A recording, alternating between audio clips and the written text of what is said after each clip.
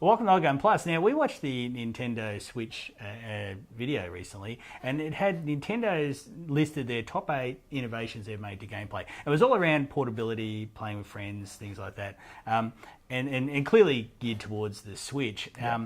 Now, we actually think, yes, they got most of that right, but we think there were some other things they left out which Nintendo really changed gaming.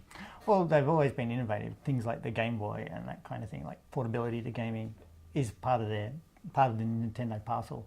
But I thought I'd start off with saying the N64 they kind of missed as well, because the N64 came out with 4 controller ports on the front of it.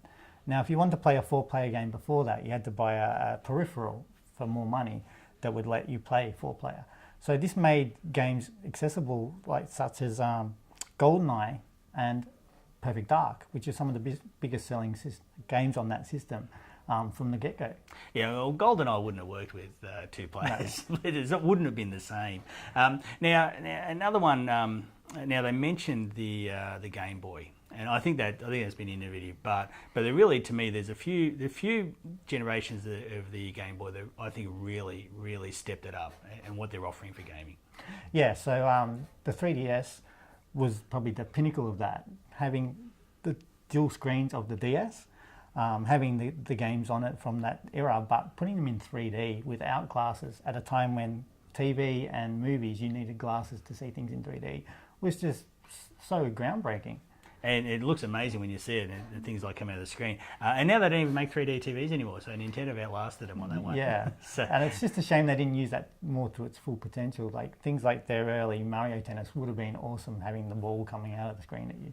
Whereas they only had the 3D in the menus and the inventory system.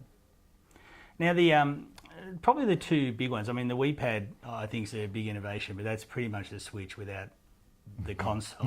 Yeah. And I love the Wii Pad, but I think the two big ones. Well, which order do you want to go in? I reckon second place would have to be Virtual Boy. So the Virtual Boy came out in 1995. It was virtual reality at a time when no one had even thought of the thing. And it's only now that they've been able to do 3D in a way that doesn't make you violently ill. Yeah, so the problem with the Virtual Boy was it would give everyone a headache within half an hour. And also it didn't sell very well, so they canned it pretty early. And trying to find one and experience it nowadays is really hard. Well, and they had a crack, and you got to give them credit for that. Yeah. They tried to change gaming. They always do. 22 years ago. They don't play frame rates and CPU speeds and that. They always try something different. Now, talking something different, one of the biggest changes in game consoles was the Wii, the Waggle. The Wii with its nunchuck and its remote, it opened up gaming to everyone in the world basically, and the sales show it because it was one of the highest selling consoles ever.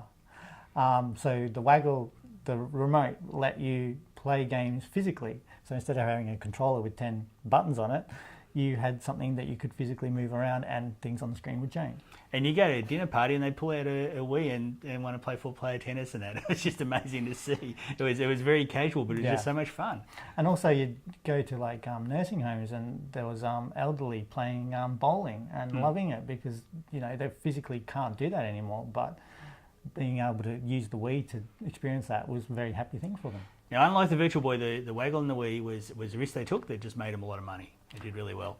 But yeah, that's some of our ideas for what Nintendo did for innovation to really change gaming. Really looking forward to see what the Switch is like. But yeah, look, Nintendo, we'd be worse off without them. They really try things different, don't they? Yes, they do.